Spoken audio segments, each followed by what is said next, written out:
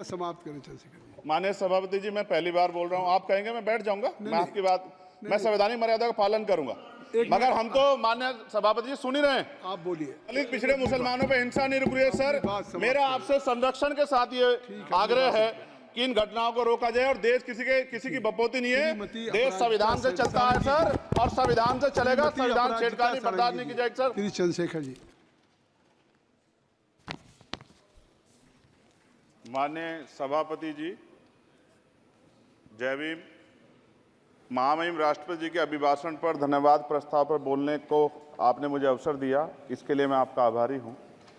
सभापति महोदय, सर्वप्रथम मैं बहुजन समाज में जन्मे सभी संतों, गुरुओं, महान पुरुषों को नमन करता हूं, जिनमें महात्मा ज्योतिबा फूले, डॉक्टर बाबा साहब अम्बेडकर और मान्यवर काशीराम साहब को मैं याद भी करता हूं आज के दिन पर। साथ साथ नगीना की महान जनता और भीम आर्मी और हमारी पार्टी आज़ाद समाज पार्टी काशीराम के साथियों का भी धन्यवाद करता हूं। इसके बाद अपने कुल गुरु जगत गुरु सदगुरु रविदास जी महाराज को भी मैं नमन करता हूं, जिन्होंने दुनिया को लगभग 600 साल पहले बेगमपुरा शहर के रूप में दुनिया का सबसे महान लोकतांत्रिक दर्शन दिया। अध्यक्ष महोदय, माननीय सभापति जी, 14 अगस्त 1947 को ये देश अंग्रेजों के अधीन था। 15 अगस्त 1947 को हम लोग आज़ाद हुए। 16 अगस्त 1947 को देश आज़ादी में था, लेकिन धन धरती राजपाट में बंटवारा नहीं हुआ। जो साधन संसाधन थे उनमें बंटवारा सही रूप से न होने के कारण एक बहुत बड़ी आबादी सुविधाओं से वंचित और सम्मान से वंचित रह गई। उनको सम्मान देने के लिए और अंतिम व्यक्ति तक सुविधाएं पहुंचे, इसके लिए लोकतंत्र की व्यवस्था हुई। लेकिन आज़ादी के 70 साल बाद भी हम कहाँ खड़े हैं, इस पर ये चिंता का विषय है। मैं मानता हूं कि सामाजिक न्याय तभी होगा माननीय सभापति जी, जब जातीय जनगणना पूरी होगी और जातीय जनगणना कराई जाएगी और साथ साथ संख्या के आधार पर आरक्षण जो है वंचित वर्गों का बढ़ाया जाएगा। उसके साथ साथ जब राष्ट्रपति जी अभिभाषण पर बात रख रही थी तो उन्होंने शहरी और ग्रामीण क्षेत्रों के विकास की बात कही और ये भी कहा कि दुनिया में सबसे उत्तम शहर हमारे यहाँ बने। लेकिन माननीय सभापति जी, 70% आबादी तो गांव में निवास करती है, तो गांव की आबादी के बारे में भी सोचना होगा कि उनका जीवन कैसे बदले। माननीय सभापति जी, उच्च शैक्षणिक संस्थानों में बहुजन समाज के जो छात्र हैं उनके साथ कास्ट एट्रोसिटी हो रही है, निरंतर उनकी हत्या हो रही है। साथ साथ जो सरकारी कर्मचारी हैं दफ्तरों में, उनके साथ भी जो SC ST OBC और मुस्लिम और अन्य धार्मिक अल्पसंख्यक है, उनके साथ भी माननीय सभापति जी जातिगत और धार्मिक जो है शोषण किया जा रहा है। इसलिए मेरी मांग भी है कि पुरानी पेंशन को भी अध्यक्ष जी बहाल किया जाए। जो कर्मचारी देश की सेवा में लगे हैं उनका भी सम्मान होना चाहिए। साथ साथ सभापति जी, भाजपा ने चुनावी लाभ के लिए सबका साथ सबका विकास के नारे दिए जो खोखले हैं, क्योंकि 10 साल में दलित पिछड़े आदिवासी मुस्लिम और अन्य धार्मिक अल्पसंख्यक जो अत्याचार हुए हैं वो किससे छिपे हुए नहीं हैं। ये गलत है, ये बंद होना चाहिए।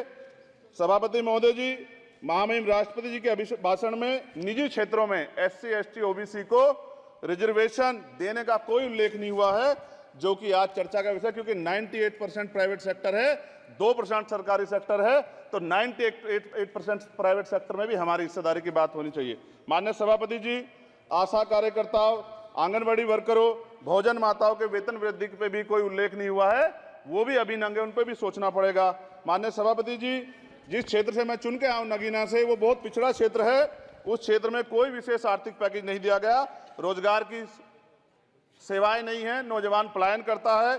IIT, IIM, एम्स, केंद्रीय विद्यालय आदि शिक्षा में और चिकित्सा संस्थानों की स्थापना होनी चाहिए, जो कि नहीं है। और माननीय सभापति जी, मानसून सत्र आ गया है, मेरा क्षेत्र बाढ़ से बहुत प्रभावित है, इसलिए मैं आपसे आग्रह करूंगा कि वहां के लोगों को बाढ़ से निजात दिलाई जाए। माननीय सभापति जी, चीन हमें आंख दिखा रहा है और लगातार हमारे देश की सीमाओं में घुसपैठ कर रहा है, इसलिए अग्निवीर योजना को हटाकर पुनः सेना भर्ती शुरू की जाए और साथ साथ भारत की सबसे प्राचीन व बहादुर रेजिमेंट में से एक चमार रेजिमेंट को पुनः बहाल करा जाए, ऐसा भी मेरा आपसे आग्रह है।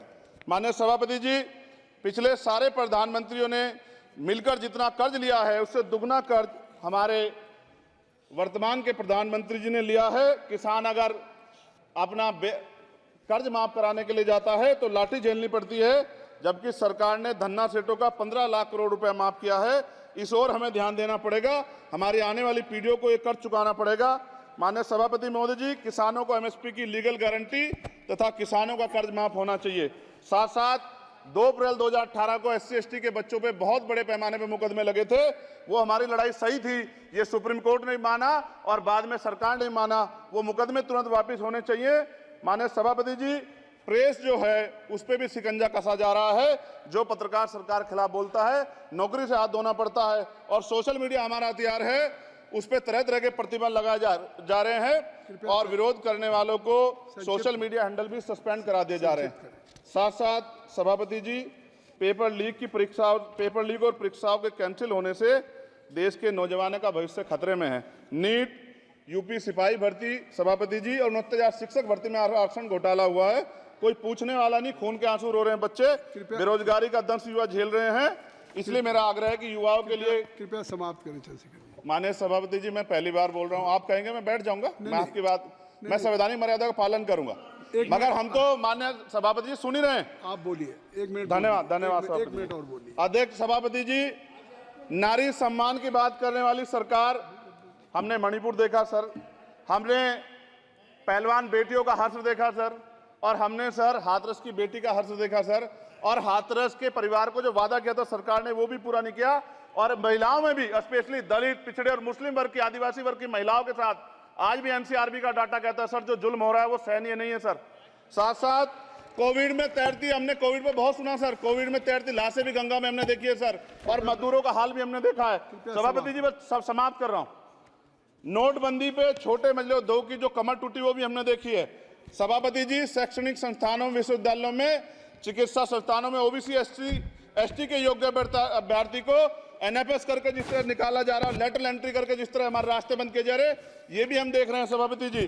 साथ साथ मेरा ये कहना है सर, ये सबका इशू है कि प्राइवेट कर्मचारी सर और सरकारी भी कई जगह पे 8 से ज्यादा घंटों से काम करते हैं और उनको जो सर उचित वेतन भी नहीं मिलता, तो न्यूनतम वेतन 20,000 रुपए तय हो और 24 घंटे की ड्यूटी। उदाहरण के तौर पे यूपी पुलिस सर बहुत पूरा काम करते हैं वो लोग। वो राज्य के विषय हैं, आप सर मैं आपके राज्य सरकार के लिए भी आपके संज्ञान में डाल रहा हूँ विषय सर। पुलिस सब जगह है सर, लेकिन सवाल ये है सर, बहुत पसीना बातें हैं, 8 घंटे की ड्यूटी और वेतन विसंगति, बॉर्डर स्कीम से उनको जो है बाहर किया जाए। माननीय सभापति जी, 1 मिनट चाहिए सभापति जी। राष्ट्रपति जी ने धर्म के बारे में बात की थी। राम मंदिर से पहले हमारे गुरुघर तुगलकाबाद का फैसला आया था राष्ट्रपति जी, वो सभापति जी अभी तक दिल्ली में स्थित सदगुरु रविदास जी महाराज का गुरुघर नहीं बना। साथ साथ सभापति जी, अपनी बात को खत्म करते हुए मैं आपसे कहना चाहता हूं कि जितना देश दूसरों का है सर, इतना हमारा भी है। हम मरने के लिए पैदा नहीं हुए, जो चाहता है हमारी हत्या कर देता है। मूछें रखने पे, घोड़ी पे बैठने पे, मटकी छूने पे हमारी हत्या हो रही है। क्या बदला है सर 70 साल बाद भी? दलित, पिछड़े, मुसलमानों पे हिंसा नहीं रुक रही है सर। मेरा आपसे संरक्षण के साथ ये आग्रह है कि इन घटनाओं को रोका जाए और देश किसी की बपोती नहीं है। देश संविधान से चलता है सर और संविधान से चलेगा। संविधान छेड़खानी बर्दाश्त नहीं की जाएगी सर। धन्यवाद।